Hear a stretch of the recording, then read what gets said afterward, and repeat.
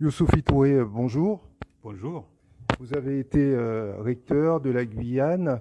Vous êtes resté plus d'une année dans le département. Ce mandat a été écourté. Pour quelles raisons?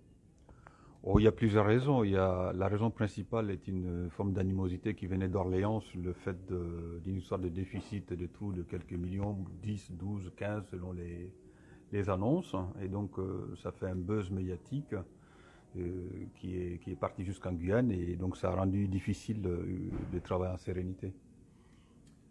Qu'êtes-vous devenu depuis? Mais depuis, je suis rentré donc rétablir déjà cette vérité-là, parce qu'il n'y a jamais eu de 12 ou 15 millions de découverts à l'Université d'Orléans. Il y a juste eu une écriture comptable quand on est passé en responsabilité et compétences élargies par la loi LRU, qui réécrit tous les fonds de roulement sous une forme. Donc on n'a pas perdu un euro, on a juste réécrit les sous d'une autre façon. Évidemment, 4-5 ans plus tard, il peut y avoir une confusion par rapport à mes remplaçants. Et si on ajoute une dose de malveillance, ça donne ce qu'il y a eu comme buzz, qui aujourd'hui est complètement retombé, mais c'est retombé depuis le mois de février quand je suis rentré. Mais bon, j'étais déjà parti. Que gardez-vous de votre passage en Guyane comme recteur? Excellent, excellent. J'ai eu avec notamment les syndicats et les associations des parents d'élèves une démarche qui, je pense, a dû continuer puisque la République continue quand même en Guyane malgré le fait de changement de recteur. Et donc je pense que ça m'a donné une idée de la République autre que ce qu'on avait ici quand même, parce que tout est relativement plat, au sens que les difficultés sont là, mais il faut les traiter calmement, alors qu'en Guyane, vous avez réellement un challenge en permanence, donc vous avez plus de plaisir à essayer de relever les défis. Youssouphi Touré, on vous reproche également de votre passage en Guyane de vous être servi des caisses de l'académie pour voyager en première classe, et ce régulièrement. Qu'avez-vous à répondre à cela? Oui, vous savez, une fois que vous êtes par terre, il y a beaucoup de gens qui essaient de vous piétiner. Donc évidemment, en Guyane, quand j'étais recteur, le fonctionnement du rectorat était exactement le même qu'avant. En termes de ce que font les recteurs dans leur voyage, il n'est pas question qu'un recteur touche à une caisse ou qu'il change les voyages ou qu'il se fasse les voyages. J'ai rien fait de plus, peut-être 2 mois, j'en sais rien par rapport à mes prédécesseurs. C'est pas nous qui gérons les voyages des recteurs, des fois c'est même Paris qui le gère. Donc vous voyez, ce n'était même pas le rectorat en Guyane qui gérait mes voyages, c'est Paris. Ce qui fait que ce que j'entends là, c'est, je sais pas, c'est la malveillance est en partie, bon, il faut aller jusqu'au fond. Donc du coup, j'ai subi cela plus qu'autre chose. J'ai jamais touché au fait de savoir c'est moi qui voyage en première ou en deuxième. J'ai pas même c'est pas en première, c'était en cabine, en business class tout le temps pour tous les dirigeants de Guyane. C'est exactement ça. On se rencontre, y compris des fois pendant le voyage pour discuter. Donc il n'y a jamais eu de choses extraordinaires de ma part là-dessus. Alors, l'université d'Orléans a engagé contre vous un certain nombre d'actions. Est-ce que vous pouvez nous en dire plus? Que vous reproche-t-on exactement? Vous savez, il y avait eu un rapport de l'IGANR, l'inspection générale pour l'enseignement supérieur, qui avait fait un rapport avant que je ne revienne de Guyane. Et quand je suis venu, que j'ai donné l'ensemble des réponses, évidemment, ils ont fait un rapport final qui n'était pas public parce que je remettais quand même en cause une certaine probité des personnes qui ont donné les informations notamment à l'IGANR, notamment ces histoires de 12 millions qui n'ont jamais existé. Et ce qui fait quelque part, ils n'ont pas fait ce qu'on appelle la TUC 40. La TUC 40, c'est-à-dire que s'il y avait des soupçons de délit, il fallait quand même qu'on essaie de voir plus loin. Donc c'est les ministres qui n'ont pas fait cela et avec l'IGANR. Mais le président de l'université, qui lui a une animosité depuis le début, qui n'a rien à voir avec l'histoire de l'université, son bien-être ou du fonctionnement de l'université, a essayé de chercher partout où il peut pour voir, par exemple, si les marchés sont bien tenus, si les missions sont bien gérées. Donc de farfouiller l'université, c'est ainsi toute la région sur toute la période de ma présidence, c'est-à-dire sur 8 ans, de regarder est-ce qu'il y a eu des choses qui ne sont pas faites dans les règles, dans l'université, quel que soit l'endroit. Ben, évidemment, ça on en trouve, comme dans n'importe quelle université, dans n'importe quelle structure publique. Donc en général, l'inspection ou la Cour des comptes regarde et dit il faut faire ci, il faut faire là, il faut améliorer la professionnalisation. Les universités, ce n'est pas des entreprises, évidemment.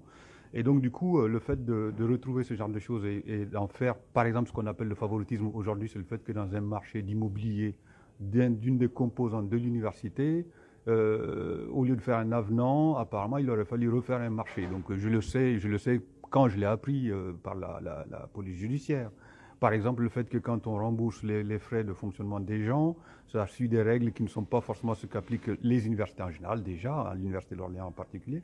Mais comme pour cet ensemble-là, je suis le président de l'université, c'est moi qui suis, en termes de personne morale, mise en accusation par mon successeur. Vous voyez, c'est quand même l'université qui attaque avec mon successeur, et pas une enquête quelconque qui est tombée dessus. Voilà, donc cette malveillance continue, et j'espère que la justice en fera un point final au mois d'octobre.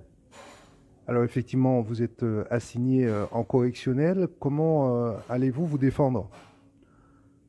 Par deux choses simples. La première, c'est la sincérité. La sincérité, c'est le fait que j'ai fonctionné complètement comme tous les présidents. Et vous savez, une présidente d'université, il y a un conseil d'administration, il y a des cours des comptes, commissaire aux comptes. C'est pas quelque chose qu'un président d'université fait tout seul. Donc la sincérité. La deuxième chose, c'est simplement le fait que comment dire, c'est pas une question de négligence.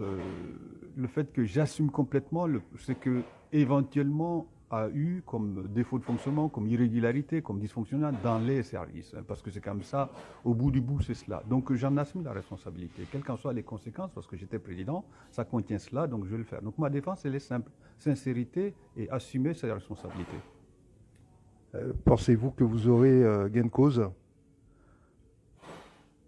Je ne sais pas s'il faut avoir gain de cause. La cause initiale, c'est ce que je vous dis. J'ai travaillé honnêtement à l'université pour la République en général depuis 18 ans. Je n'ai jamais détourné un euro, un centime pour moi. Donc, si vous voulez, celui-là, il sera là.